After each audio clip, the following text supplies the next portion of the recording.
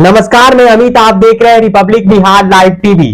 बात करते हैं कि चिराग पासवान अगर महागठबंधन में शामिल होते हैं, एनडीए ब्लॉक छोड़ के वह इंडिया ब्लॉक में शामिल होते हैं, यानी बीजेपी का साथ अगर वह छोड़ते हैं, तो किन किन लोकसभा सीटों को पर चिराग पासवान को आरजेडी दे सकती है या इन सीटों पर चिराग पासवान सहमत हो सकते हैं। क्योंकि ऐसी खबरें तो है कि चिराग पासवान एनडीए से बेहद नाराज है। राज्यसभा का सीट भी उनकी मां को नहीं मिला, जिसका ठोस आश्वासन बीजेपी नेतृत्व ने उन्हें दिया था। लेकिन नीतीश कुमार के एनडीए में शामिल होने के बाद एनडीए का बिहार में सारा सियासी समीकरण बदल चुका है और चिराग पासवान नीतीश कुमार को लेकर बेहद असहज नजर आ रहे हैं। बहरहाल चिराग पासवान को महागठबंधन में लाने के लिए कांग्रेस व राजद कोशिशें कर रही है और कहा जा रहा है कि 7 लोकसभा सीट तय की गई है, जिनमें से कोई 5 से 6 लोकसभा सीट चिराग पासवान को दिया जा सकता है चुनावी समीकरण के मुताबिक। उनमें से पहला सियासी समीकरण में हम अगर देखें, पहला लोकसभा सीट के बारे में अगर हम बात करें, तो हाजीपुर लोकसभा सीट राजद आसानी से चिराग पासवान को दे देगी। यह सीट लोजपा की परंपरागत सीट है। इस सीट की पहचान देश में रामविलास पासवान के नाम से होती है। वे नेता जिन्होंने देश में कई सरकारों में, वे 6 प्रधानमंत्री की सरकारों में मंत्री रहे, उन्हें भारतीय राजनीति का मौसम वैज्ञानिक कहा जाता। जिस सीट का उन्होंने 1 नहीं 2 नहीं 8 बार प्रतिनिधित्व किया।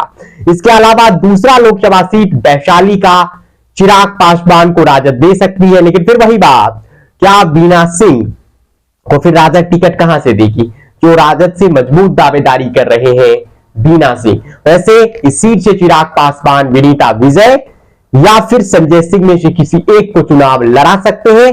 किसी एक को उन्होंने आश्वासन भी दिया है। तीसरा लोकसभा सीट खगड़िया का हो सकता है, लेकिन फिलहाल खगड़िया के जो एमपी है वे पशुपति पारसकुट के पास है के साथ है। क्या चिराग पासवान उन पर भरोसा करेंगे या खगड़िया से रेणु कुशवाहा का लॉटरी लग जाएगा या फिर कोई नया चेहरा लेकर चिराग पासवान आ जाएंगे, ये देखना होगा। ये सीटें आरजेडी दे सकती है। चौथा जमुई की सीट स्वाभाविक रूप से चिराग पासवान की सीट है, वहां से वो खुद एमपी है, तो ये सीट भी आरजेडी उन्हें दे सकती है। 5वां नालंदा लोकसभा सीट भी चिराग पासवान को आसानी से दिया जा सकता है। नालंदा लोकसभा सीट देने के पीछे यह तर्क हो सकता है कि नीतीश कुमार जी के खिलाफ जिनके नीतियों की चिराग पासवान लगातार आलोचना करते रहे हैं, तो नालंदा से अपना कैंडिडेट उतारकर नीतीश कुमार के गृह जनपद में उन्हें चुनौती दे दे। इसके अलावा वाल्मीकि नगर सीट, जहां से राजू तिवारी के लेकर चर्चाएं होती रहती है, जो लोजपा रामविलास के प्रदेश अध्यक्ष भी है, तो शायद वाल्मीकि नगर की सीट हो।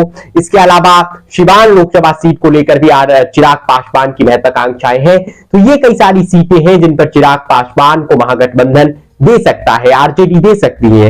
अगर चिराग पासवान महागठबंधन में लौट कर आते हैं, चिराग पासवान का अगला सियासी कदम क्या होगा, ये 10 मार्च को तय होना है। 10 मार्च को वह वैशाली लोकसभा सीट के अंतर्गत साहेबगंज में एक जनसभा को संबोधित करने जा रहे हैं और उस दिन चिराग पासवान क्या कहते हैं, उनके तेवर क्या कहते हैं, ये देखना होगा।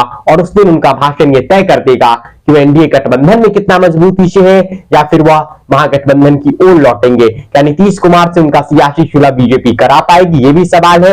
वैसे ये वीडियो हमने अपने आकलन के तौर पर आपको लिए लेकर आए हैं कि इन सीटों को शायद आरजेडी और कांग्रेस चिराग पासवान को दे दे। वैसे वो महागठबंधन के साथ भी आए तो शायद 5 से ज्यादा सीटें उन्हें ना मिले। बीजेपी फिलहाल 2 या 3 लोकसभा सीट उन्हें दे रही है। बहरहाल इस वीडियो में इतना ही। आप हमारे यूट्यूब चैनल जो रिपब्लिक बिहार लाइव टीवी का है उसे सब्सक्राइब कर लीजिए और फेसबुक पेज को भी फॉलो कीजिए। आपका धन्यवाद।